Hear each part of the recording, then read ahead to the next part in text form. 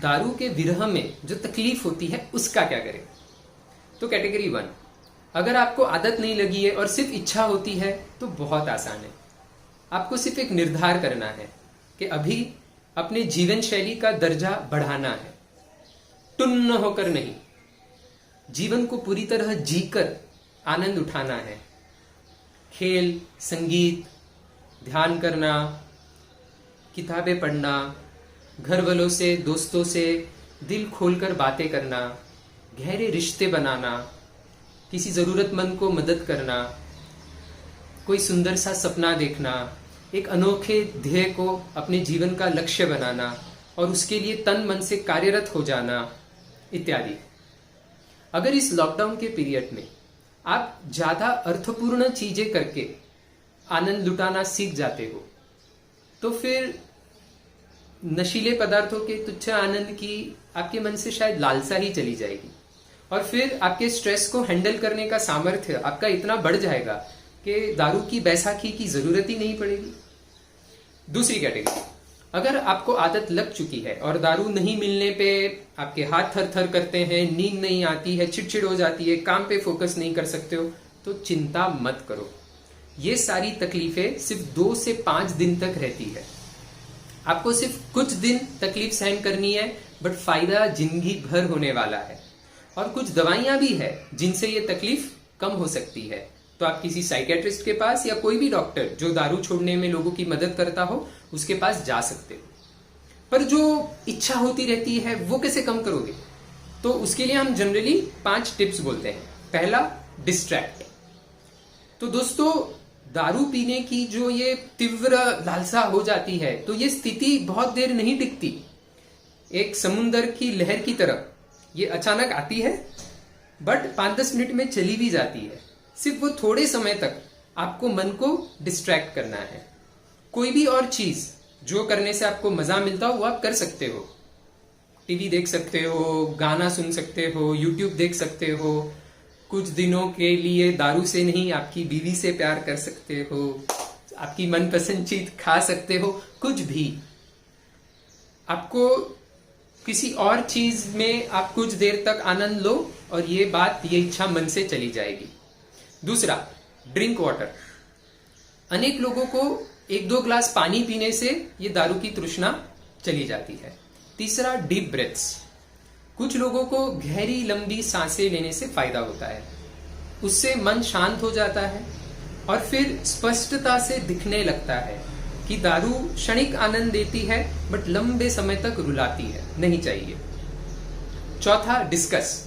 आपके घर में किसी के साथ या फोन करके किसी मित्र के साथ आप डिस्कस कर सकते हो कि दारू ने आपके जिंदगी में क्या किया है, आज तक क्या नुकसान हुआ है, आपको क्यों छोड़ना है, इत्यादि इत्यादि। और फिर वो इंसान भी आपको आपका मनोबल बढ़ाने में मदद करेगा। हाँ, सिर्फ एक चीज ध्यान देनी है कि आप जिन लोगों के साथ दारू पीते हो उन लोगों को फोन नहीं करना है, गड़बड़ हो जाएगी। और 5वां, डायरी राइटिंग। अगर मन में चलने वाले द्वंद्व को आप लिखते हो तो भी स्पष्टता आने में मदद हो जाती है कि वाकई में आनंद का रास्ता कौन सा है और दुख की ओर जाने वाला कौन सा, समृद्धि की ओर जाने वाला रास्ता कौन सा है और अधोगति की ओर जाने वाला कौन सा। तो निर्णय लेने में आसान हो जाता है, मन शांत हो जाता है। इन शॉर्ट, दारू पीने की जो बीच में क्रेविंग, इच्छा होती है उसे कंट्रोल करना पॉसिबल है। अब सबसे इंपॉर्टेंट बात कि जो तीसरी कैटेगरी के लोग हैं, जो लोगों ने जिन्हें बहुत साल से दारू की आदत है और जिन्हें गंभीर तकलीफ हो सकती है, तो उन्हें क्या क्या होता है? तो उन्हें एक तो फिट आ सकती है और फिर वो डिलीरियम में जा सकते हैं। मतलब उन्हें समझता नहीं है कि वो फिलहाल कहां पे है, आजू बाजू कौन है, उन्हें समझ नहीं आता, वो बौखला जाते हैं, उनका पल्स बीपी बढ़ जाता है, उनको भ्रम हो सकते हैं, आंखों के सामने बड़े बड़े कुत्ते दिखते हैं जो उन्हें मारने आ रहे हैं, कानों में आवाजें आने लगती है, वो डर जाते हैं, उत्तेजित हो जाते हैं। अगर उन्हें सही समय पे ट्रीटमेंट ना मिले तो कभी कभी मौत भी हो सकती है। इसीलिए अगर कोई डिलीरियम में है तो तुरंत अस्पताल ले जाना जरूरी है। प्रभावी उपचार उपलब्ध है, डरने की जरूरत नहीं है। और सबसे अच्छा तो यही है कि हम ये डिलीरियम की स्थिति तक लोगों को जाने ही नहीं दे। तो उसके लिए कुछ पॉलिटिशियंस का सुझाव है कि लोगों को दारू पिलाते रहो ताकि वो डिलीरियम तक जाएंगे ही नहीं। तो इसकी जरूरत नहीं है। लकीली बेंजोडाइजेपिन्स ग्रुप की कुछ दवाइयां हैं जो अगर पेशेंट लेता है तो फिर उसको डिलीरियम नहीं होता है। तो ये दवाइयां सिर्फ डॉक्टर के प्रिस्क्रिप्शन पे मिलती है। तो आपको किसी साइकेट्रिस्ट के पास जाना है या फिर नजदीकी ग्रामीण रुग्णालय में जाना है या मेडिकल कॉलेज में जाना है। तो अभी भी इस माहौल में भी साइकेट्रिस्ट लोग पेशेंट देख रहे हैं, सेवा लोगों को दे रहे हैं। और अगर तकलीफ ज्यादा नहीं है तो फिलहाल के लिए फोन पे कंसल्टिंग करना भी अलाउड है।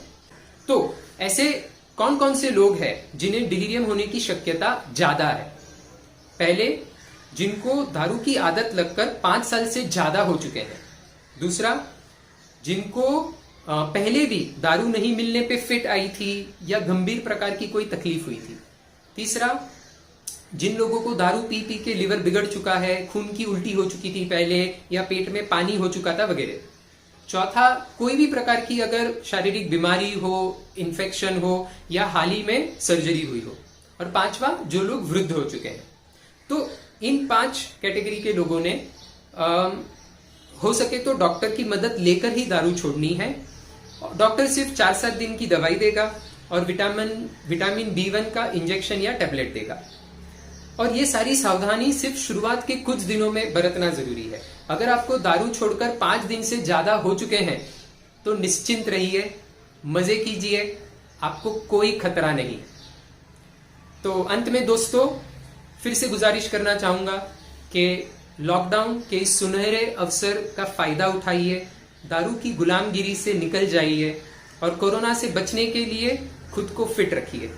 और दोस्तों, दारू की वजह से बहुत सारे परिवार दुखी है, तो इस वीडियो को प्लीज शेयर कीजिएगा। जय हिंद।